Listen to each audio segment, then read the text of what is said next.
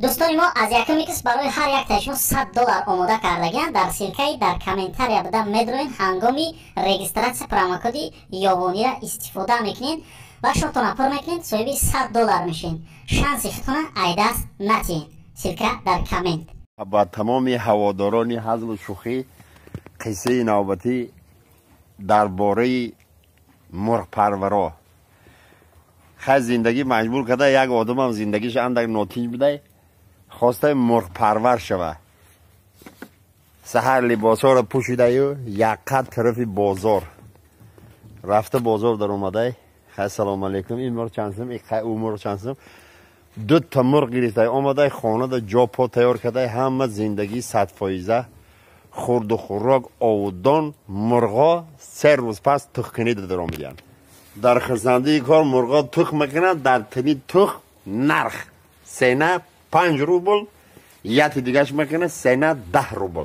خیلی 10 روبلش خیلی تخمای زردی خیلی دو زردی خیلی خوشو این 5 روبلش میدک بازار میره 10 سمش میگیرن کلانی خوشو 5 سمش نمیگیرن. یک نیمی خانه رو تخ لغت میکنه. گفته خیلی نمیشه مایلیس کردن در کار. مرده که به حق سهر هر دو مرغشی نمیخواد شنونده گفته ای خیلی آدمگیری نمیشه. خورد و خوراکتون یک خیل جای خوابتون یک خیل.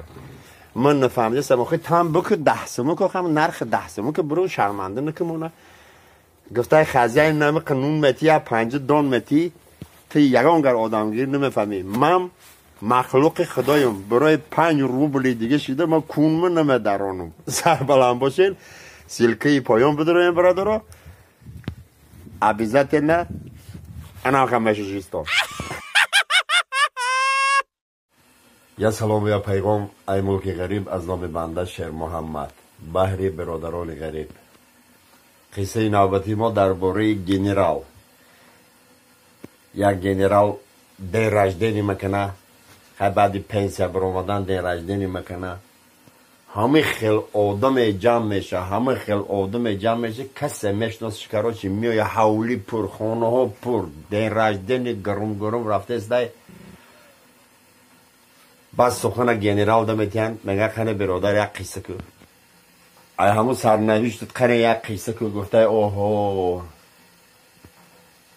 یک 5 سال پیش گفت من خیلی مایده سگ ما گرفتم افتمت گرفتم شکار برآمدم.